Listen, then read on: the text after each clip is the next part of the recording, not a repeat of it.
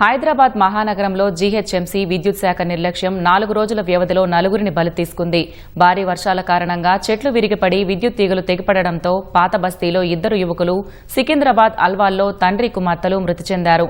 విద్యుత్ తీగలు వేలాడుతున్నాయని ఇటు జీహెచ్ఎంసీతో పాటు అటు సైబరాబాద్, మల్కాజ్గిరి మున్సిపల్ కార్పొరేషన్ల పరిధిలో అపరిష్కృతంగా ఉన్న వేలాది ఫిర్యాదులు అధికారుల పనితీరుకు అద్దం పడుతోంది.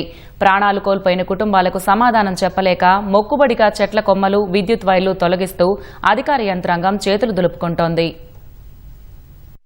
హైదరాబాద్ మహానగరంలో వెలుగులు పంచాల్సినటువంటి విద్యుత్ వ్యవస్థ నగర ప్రజల ప్రాణాలు తీసుకుంటుంది. వర్షాకాలం వస్తే చాలు విద్యుత్ ప్రమాదాల బారిన పడి ప్రజలు ప్రాణాలు పోవాల్సిందనేటువంటి ప్రశ్న ఉత్పన్నమవుతుంది. 2 రోజుల వ్యవధిలోనే 4 మృత్యువాత పడడం అనేది తీవ్ర చర్చనీయాంశంగా మారింది. అంతేకాకుండా ఇటు జీహెచ్ఎంసీకి అటు విద్యుత్ శాఖకు మధ్య సమన్వయ లోపం అనేది స్పష్టంగా వెల్లడైంది. ఇంత ప్రమాదం జరిగినా ఇరు శాఖలకు సంబంధించిన వారు ఎవరు కూడా స్పందించకపోవడం అనేది శోచనీయంగా చెప్పొచ్చు. ఆ కుటుంబాల్లో తీరని నష్టాన్ని మిలిచినటువంటి వ్యధ ఎవరి బాధ్యత వహిస్తారు అని కూడా ప్రశ్న ఉత్పన్నమవుతుంది. బాధిత కుటుంబాలు కూడా తీవ్రంగా ఆరోపిస్తున్నాయి, తీవ్రంగా కన్నీటి పర్యంతమవుతూ ప్రభుత్వాలను నిందిస్తున్నాయి.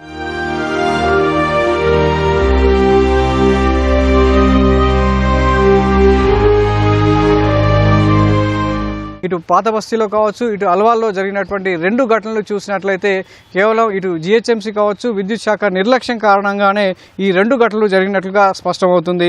మొదట అల్వాల్లో జరిగినటువంటి ఘటనను పరిశీలించినట్లయితే ఒక తండ్రి కూతుళ్ళు ఎంతో అల్లారు ముద్దుగా ఉన్నటువంటి చిన్న కుటుంబంలో తీవ్ర విషాదాన్ని నింపింది ఒక సంఘటన. భారీ వర్షం కారణంగా విద్యుత్ తీగలు తెగిపడి కారు మీద పడడంతో గమనించని ఆ కుటుంబం మృత్యువాత పడింది. అల్వాల్ టెలికాం కాలనీకి చెందినటువంటి సందీప్ తన ఇంటి ఎదురుగా కారు మీద పడినటువంటి చెట్ల కొమ్మలు తొలగించేటువంటి క్రమంలో ప్రమాదానికి గురై అతనితో పాటు అతని కుమార్తె రితిక కూడా మరణించడం జరిగింది. ఈ సందీప్ భార్య శ్వేత కూడా స్వల్ప గాయాలతో బయటపడడం జరిగింది. ఈ ఘటన ఆ కుటుంబంలోనే కాదు, ఆ ప్రాంతంలో కూడా తీవ్ర విషాదాన్ని నింపింది. వర్షాకాలం వచ్చిందంటే ఇలా ప్రాణాలు కోల్పోవాల్సి వస్తుందని చెప్పేసి వారు ఆవేదన వ్యక్తం చేస్తున్నారు. దీనికి ఎవరు బాధ్యత వహిస్తారని కూడా ఘాటుగా ప్రశ్నిస్తున్నారు. చెట్టు విరిగి పడిందండి. కార్తీక చెట్టు విరిగి పడితే సౌండ్ వచ్చి పరిగెట్టుకుంటూ వచ్చాం. చెట్టు విరిగి పడడంతో పాటు వైర్స్ కూడా విరిగి పడ్డాయి. ఆ వైర్స్ కార్ మీద ఉన్నాయి, మేము చూసుకోలేదు. ఫస్ట్ నేను వెళ్ళి పట్టుకున్నా, వైర్ అనుకోలేదు అది. నేను మామూలుగా ఏదో రోప్ లాగా అనుకొని పట్టుకున్నా. నాకు షాక్ వచ్చింది. వెంటనే మా హస్బెండ్కి, పాపకు కూడా తగిలింది. వాళ్ళని సేవ్ చేయడానికి వచ్చి వాళ్ళు అయిపోయింది. ఆల్రెడీ అసోసియేషన్ వాళ్ళు కంప్లైంట్ చేసినా కూడా రాలేదు మున్సిపల్ వాళ్ళు. చెట్లు ఏమీ చేయలేదు. ఇది ఎవరి నిర్లక్ష్యము? ఇది చెప్పండి. ఇది గవర్నమెంట్ నిర్లక్ష్యమా కాదా? మున్సిపాలిటీ నిర్లక్ష్యమా కాదా? మీకు వర్షాలు పడుతున్నాయి అంటే ముందే ప్రభుత్వాలు జాగ్రత్త పడతాయి కదా. అది వరకు మనకు చెట్లు కొట్టిస్తుండే, మనకు స్ట్రీట్ లో ఏదన్నా పోల్ మీద గానీ లేకపోతే వైర్ల మీద గానీ చెట్లు పెరిగి ఉంటాయి అప్పటికి వరకు. కానీ వర్షాకాలం వచ్చిందంటే చెట్లు కొట్టిచ్చేస్తారు మొత్తము. ఇవాళ కొట్టించేది ఉంటే ఇవాళ తీగలు తెగకపోతుండే కదా, ఆ చెట్టు పడే కదా తీగ తెగింది. ఇది ఎంతవరకు కరెక్ట్? ఇప్పుడు ఈ తల్లికి చూడండి, భర్త చనిపోయిండు, బిడ్డ చనిపోయింది.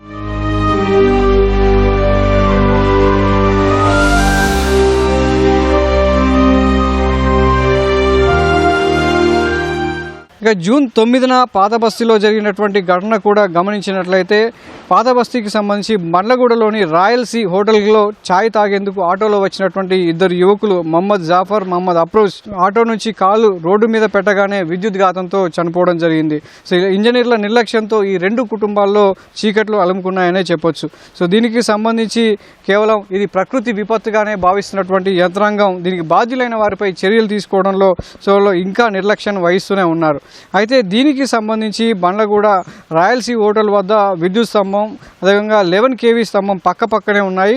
వాటి మీద 3 రోజులుగా మంటలు వస్తున్నాయని ఇటు జీహెచ్ఎంసీకి అధికారులకు ఫిర్యాదు చేశారు స్థానికులు. జూన్ 7న స్తంభానికి మరమ్మతులు కూడా చేశారు. అయితే స్థానికులు చెప్తున్నటువంటి వివరాల ప్రకారం వీధి లైట్లను సరిచేసి టైమర్ అమర్చారే తప్ప మంటలను పట్టించుకోవట్లేదు. మంటలను పట్టించుకోకపోవడం వల్లే తర్వాత రోజు గాలి దుమారంలో వీధి లైట్లకు చెందిన ఒక తీగ తెగి రోడ్డు మీద పడింది. దీంతో సాయంత్రం 6 గంటలకు టైమర్ ఆన్ అయింది.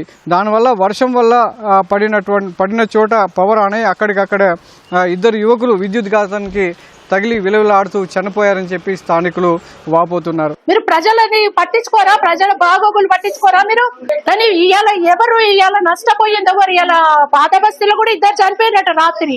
ఇప్పుడు మా 2 పిల్లలు చనిపోయిండ్రే, బిడ్డ చనిపోయింది, తండ్రి చనిపోయిండు.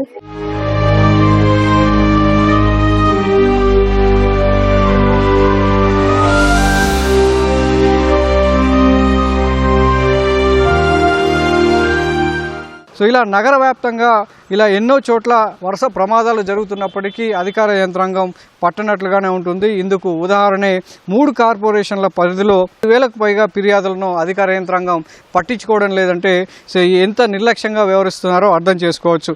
ముఖ్యంగా ఖైరతాబాద్, అదేవిధంగా సికింద్రాబాద్, గోల్కొండ, ఇటు పాత బస్తీకి సంబంధించి కావచ్చు, అటు అల్వాల్లో జరిగినటువంటి ఉదాంతాలన్నీ కూడా అధికార యంత్రాంగం ఏ విధంగా పనిచేస్తుందో అర్థం పడుతుంది. మరోవైపు వర్షాకాలం కంటే ముందే ఇటు చెట్ల కొమ్మలను తొలగించడం, విద్యుత్ తీగలను కావచ్చు, ట్రాన్స్ఫార్మర్ల వద్ద భద్రత ఏర్పాటు చేయడం అనేది యథావిధిగా చేయాల్సినటువంటి యంత్రాంగం ఈ ఏడాది పెద్దగా పట్టించుకోకపోవడంతో వరుస ప్రమాదాలు అనేవి చోటు చేసుకుంటున్నాయి.